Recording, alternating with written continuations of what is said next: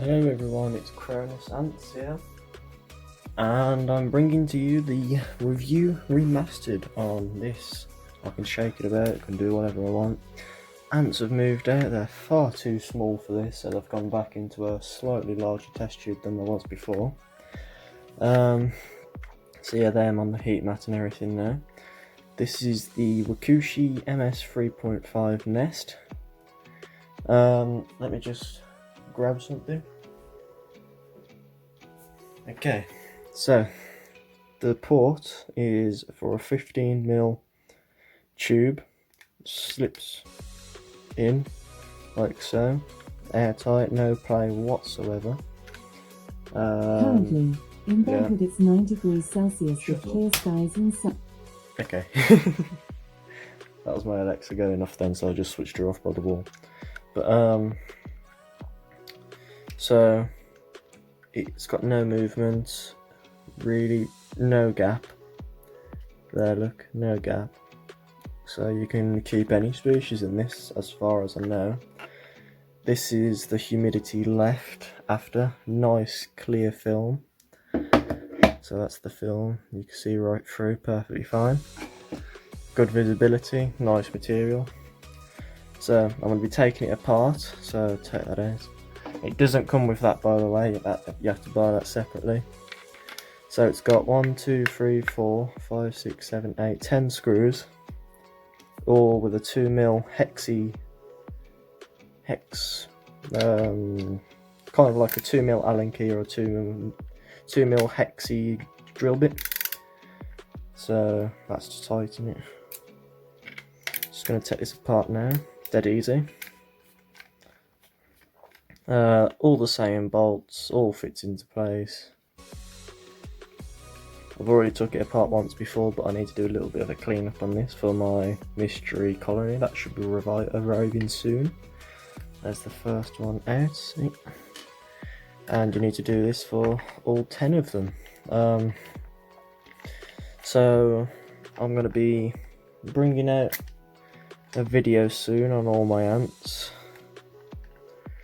It's a shame really, because they're not really that big in size. This one that's coming though will be a big showcase, because they'll be so active, so much to talk about, so much to watch. So live feeding, that'll be a video giving them live food. Their nesting, moving in time lapse, the unboxing review,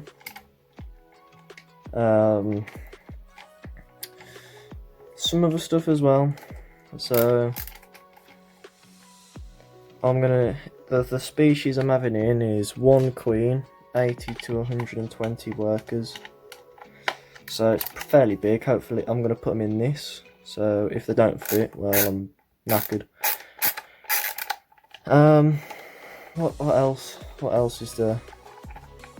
I've got Monomorium subopacans. They're still quite small, to be fair.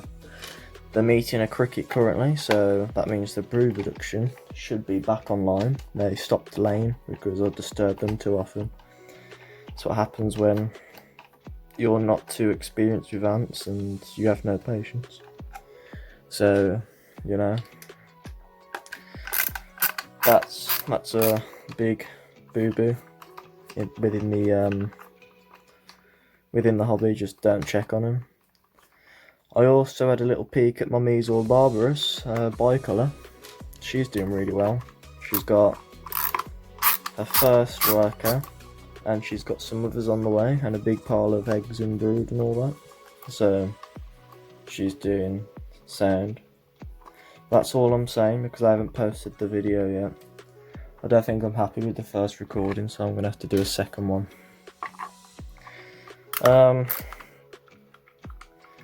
But I'm nearly done now. Doesn't take much time at all. Coming up to 5 minutes, that's including the little intro bit. So yeah, 5 minutes to take all the screws out by hand. And I'll put it into the review.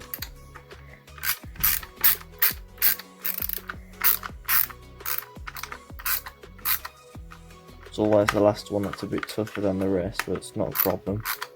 It's not like I'm snapping anything. Crank. Okay, so that's all the screws out. All the screws are there.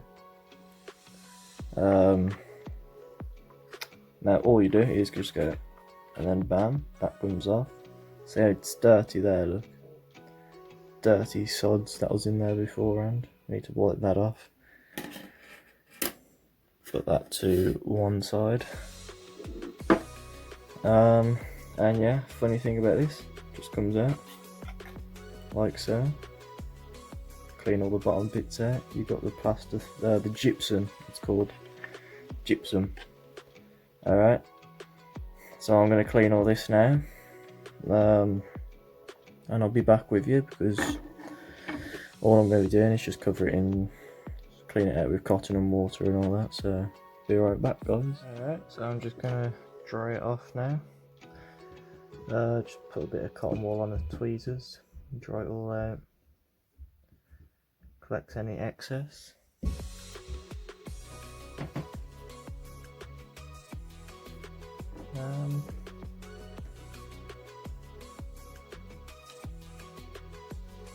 Okay, there's that one done.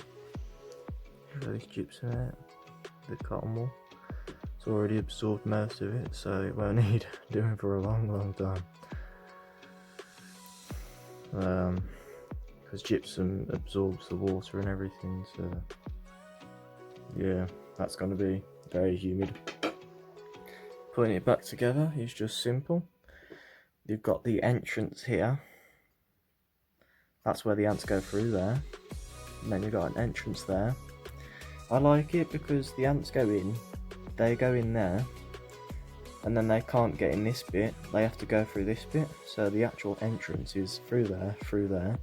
They've got this test chamber here, then they've got this one here, and then they can go into this one, and then they can do this one. So it looks like a nest that's only 12 centimeters long, but when you actually trace the actual path the ants have to take, the queen will probably feel safest in these two here. So my betting is the queen's going to be back here, and this is just going to be used as a food nest bit, so that's where they put all the food and all that. So they're going through there, and then up here. So theoretically this is the furthest bit away from the entrance for the ants, because they can't see.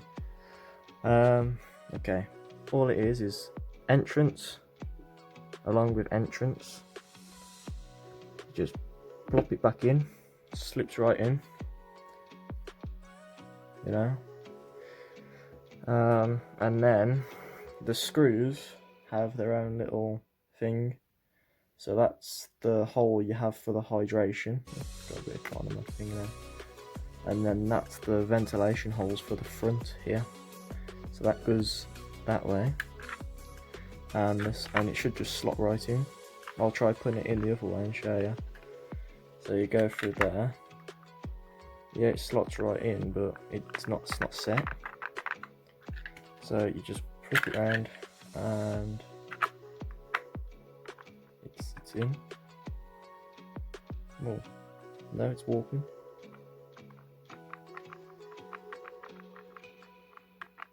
Oh, okay.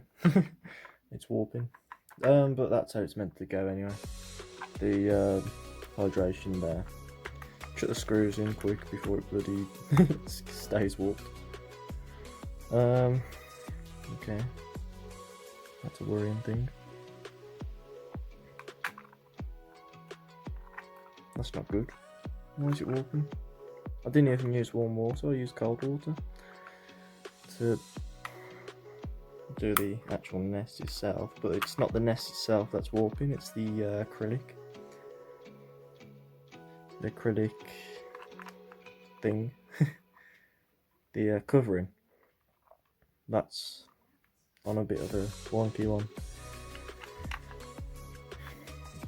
I guess that's something to worry about.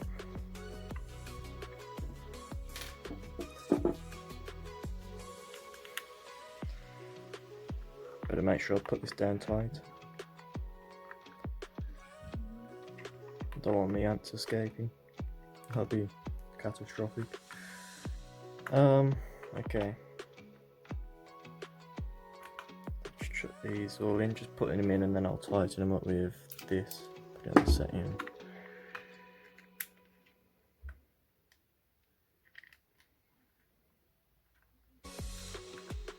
Okay, so we've already got one floor here. Okay, tighten it all up. Got a sneeze. I'm not gonna sneeze. Okay. Hate it when that happens, when you're gonna sneeze and then it just goes, yeah, no, never mind. Okay. So it's simple to put back together. Each screw goes in its hole, as a nest should be. I do like the looks of it though, how it's designed. I think they did a good job there. To be fair though, I don't think the acrylic is on their behalf. I think that's just generally what it does, so I don't think that's a bad thing. I think all nests will do it, but the acrylic is quite thin, to be fair, compared to the latest blackout nest. The Antboy UK blackout nest, the acrylic's quite thick. So, but, you know, overall the nest is generally quite good. I bet I should stop doing that sound. It's going to deafen you out. There we go. Tighten that. Go back up to this one, see if that can go a bit more. I started rounding that off. No. Okay. That's good. That's good. That's good, okay. Now we go to this one.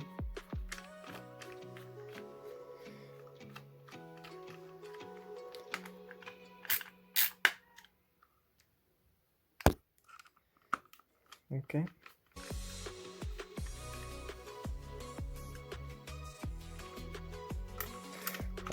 I'll show you how to humidify it as well. Thanks to Wakooshi for telling me how to do it properly, so I can literally do a full thing, full review.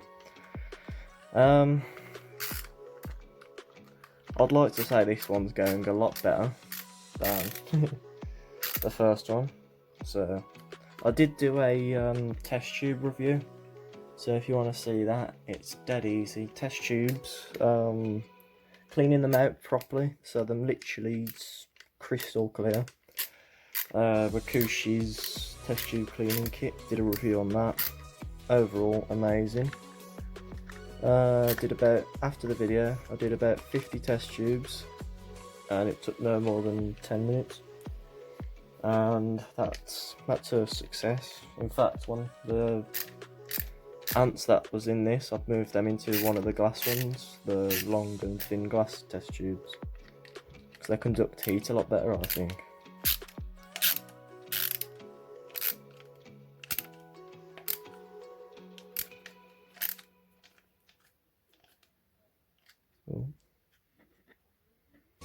That one's been wrong though.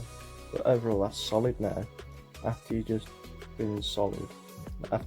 put it all down, that's no movement whatsoever. All flat. So nothing's escaping from that. And afterwards it's just simple. You just go plop. And then how this goes on, the wider hole goes over ventilation. Well, it only goes on one way, I think. Let's try the other way. Yeah, look, it only goes on one way, so you can't really get that wrong. Right, that's what it looks like. It's a lot more see-through in real life. The camera doesn't give it justice. I'll grab the pipette and some water, overwater it. So I've got a bottle here, and chuck it in to the tube.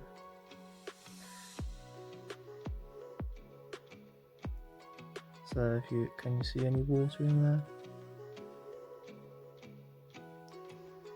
Right, it's absorbed it all. So we continue putting more in until I've overwatered it. Let me just get it in. So the pipette actually goes inside, which is a bit of a hint on how to water it. Bloody hell, it absorbs a lot, doesn't it? Okay. On the third pipette, full.